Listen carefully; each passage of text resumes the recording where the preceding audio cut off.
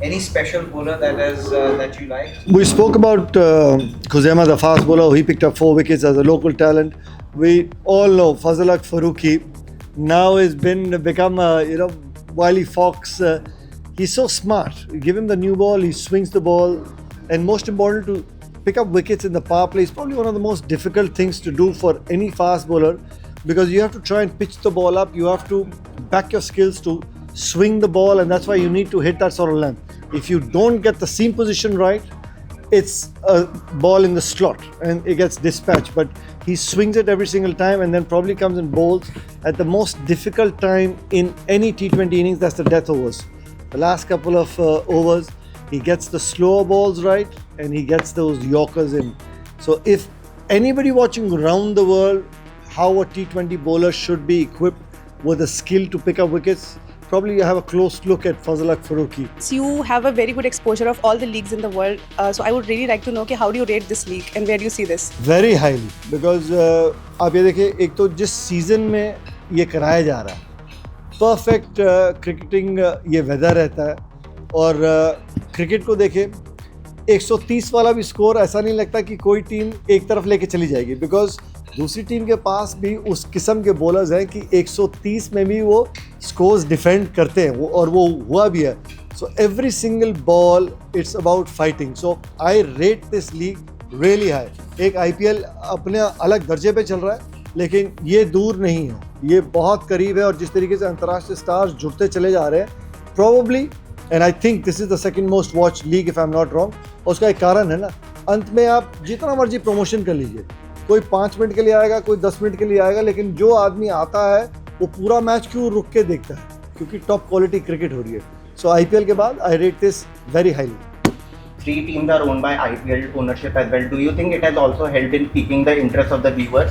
Without a doubt. और सिर्फ 3 टीमें नहीं, अपने आप देखिए, जो प्लेयर्स का चयन भी होता है, उसके बारे में भी ये जितनी भी टीम्स हैं ना, बहुत करीब से सोचती हैं. अब अगर मैं गलत नहीं हूँ, माय एमरेट्स ने एक खिलाड़ी रखा था, बेवन जेकब्स. 22 साल का अंतर्राष्ट्रीय स्तर का खिलाड़ी नहीं है, लेकिन उनको ILT20 में क्यों भेजा?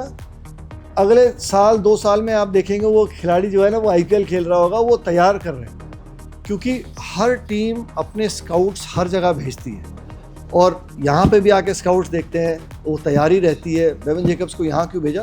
क्योंकि आपके पास अंतर्राष्ट्रीय स्तर के खिलाड़ी खेल रहे हैं और टॉप क्वालिटी कंपेटिटिव क्रिकेट है, तो इसलिए उनको भेजते हैं. तो वो 3 टीमें स्काउट्स है. आने वाले टाइम में देखिएगा स्तर कितना और बढ़ता चला जाएगा. कई ऐसे प्लेयर्स हैं जो बहुत अच्छा परफॉर्म कर रहे हैं डोमेस्टिक क्रिकेट में, बट जब चैंपियंस ट्रॉफी का स्क्वाड आया तो उनका नाम नहीं था वहाँ पे, जैसे करुण नायर जिनमें से एक नाम है. क्या आप बताना चाहेंगे कि आपको क्या लगता है कि उन खिलाड़ियों को मौका क्यों नहीं मिल रहा है? देखिए, करुण नायर के लिए मैं खुद कहता हूँ, उनका चयन नहीं हुआ था. मैं भी थोड़ा सा सरप्राइज था. अद्भुत खिलाड़ी है, इसमें कोई दौरान नहीं. और जिस तरीके से वो रन बना रहा है, आपको VVS लक्ष्मण की कमबैक स्टोरी की याद दिलाता है. याद है आपको, जब VVS लक्ष्मण भी भारतीय टीम से बाहर हुए थे, तो एक सीज़न में उन्होंने लगभग 1000 रन बना दिए, 900 कुछ बना दिए थे. एक 13 शतक था, फिर एक दोहरा शतक था. थोड़ा सा हैरान हूँ, लेकिन डोमेस्टिक क्रिकेट फिर आपको बताता भी है कि इतना मजबूत क्यों है. क्योंकि आपके जो अंतर्राष्ट्रीय प्लेयर्स जो है, अंत में 11 ही खेलने हैं. आपके बैटिंग ऑर्डर में वो जगह कहाँ आपको नज़र आ रही है?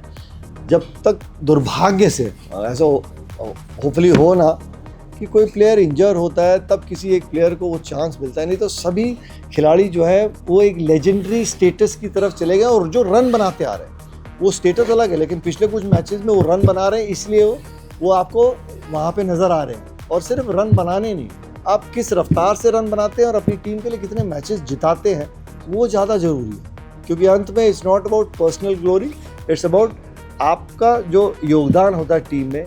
How effective is that? Is that winning a game for your team? That is of prime importance. That's why we're not seeing so many new faces. But it also goes to show how the Indian team is doing well. Were you a little surprised that Mohammad Siraj was not in the squad, considering there is an injury scare over Jasprit Bumrah as well? I think आप कह सकते हैं, but Mohammad Shami was also obviously coming back as well.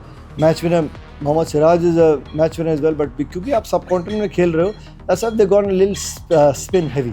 Because आप and में 50 over के game में आप 30-34 over spin के देख रहे हो. नया बॉल पावर प्ले में आपको पेस का नजर आएगा, फिर अंतिम कुछ ओवर में पेस नजर आएगा, बीच के सारे ओवर आपको सिर्फ स्पिन नजर आएंगे। Sir, how do you see the impact player role in T20 cricket? आप ये समझ लो ना, 12 टू बैट 11 टू फील्ड हो जाता है, और एंड में स्पोर्ट जो है T20 120 गेंदों का फॉर्मेट जो है ना, वो सिर्फ एंटरटेनमेंट हो गया। तो इट अलाउज द बैट्समैन, अगर पहले बैटिंग कर रहा है, it allows the batsman to go out freely. अगर आप एक टीम में 6 बैट्समैन खिला रहे हैं, 7वां आपका 12th है, अगर 50 पे 5 हो गए, एक बॉलर कम कर दिया आपने, एक बैट्समैन ऐड कर लिया, लेकिन आपको अपने 11 में एक ऐसा खिलाड़ी चाहिए जो आपको कम से कम 4 ओवर दे देगा। So it just allows that freedom.